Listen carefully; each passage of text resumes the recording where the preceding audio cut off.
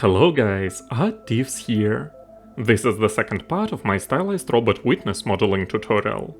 In this part, I'll cover the process of texturing. Let's get started. I start off by setting the highest possible amount of rays on all tabs, disabling the ID section and setting subsampling to 16. My texture padding is also set to 16, while the overall resolution is set to 4K. Obviously, for most cases 2K would be enough, with subsampling set to 4x4. I create a folder for some new combined material and apply 2 folders of preset steel painted worn material, and also a single instance of different steel that will be used to create scratches.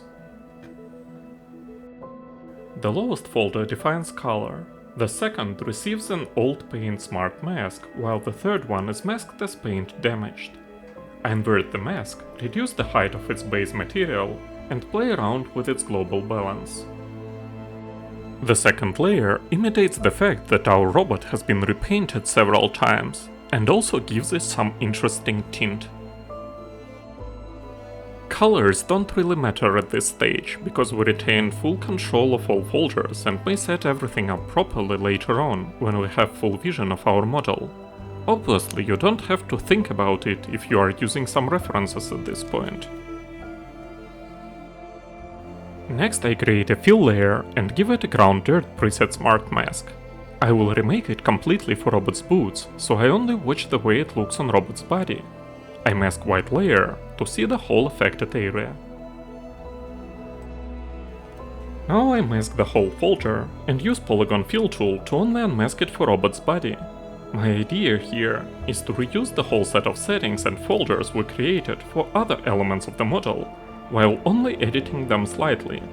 Also, I want to highlight most models of the robot by making them slightly darker than the body itself. I remove dirt from robot's boots here, because it was set for body. You may also want to reduce its texture balances, and also the global balance. I make several different versions of material we created, and use them to paint side models and robot's limbs. I mostly play with colors and mask settings at this stage. I apply a single copper worn preset smart material and use it to paint some jagged details. Later we will cover them with a fill layer masked as dust to make them match the rest of dirty and worn body. Make sure to check your models with different light map settings. I really enjoy texturing when using Studio 3 preset light map. I've used default plastic dusty smart material for most plastic elements. I'll cut this part short, as I've decided to make most frames metal at some point, so I've only used plastic for buttons, indicators and switches. I've increased the transparency of the dust layer, lowered its curvature and balance settings to make it blend with the rest of the model. If you want to give your model a more cartoony and stylized look, you may want to consider adding a mask editor to highlight edges with some bright fill layer. I've used the default rubber tri-smart material for wires. I wanted to highlight them just a little bit, so I've made the rubber a lot brighter. I've also used the same rubber tri material for leg connectors. They are supposed to be soft and bend should I ever decide to animate this model, so rubber is obviously the best option.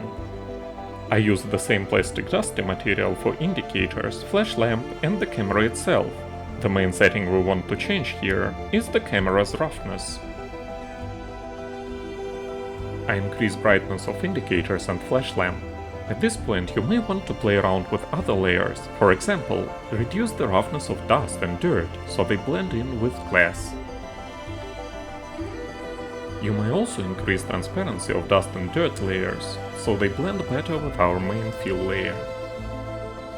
Next I create another dust fill layer and apply a preset dust smart mask to it to cover all jags with dust. I do this to preserve the overall worn look of the robot. Also I fill most cavities with an extra dark fill layer, give it a high roughness, yet increase its color layer's transparency. This is done to highlight cavities.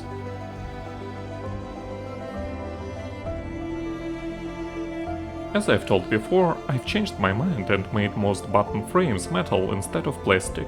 I think they look better this way, as they match the rest of the robot.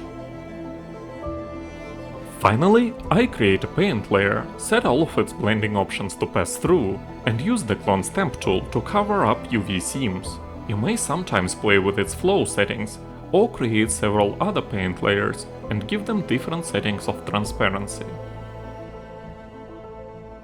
Thanks for watching, guys! If you got any value from this video, be my guest and subscribe to my channel for more stylized content. And most importantly, have a great day!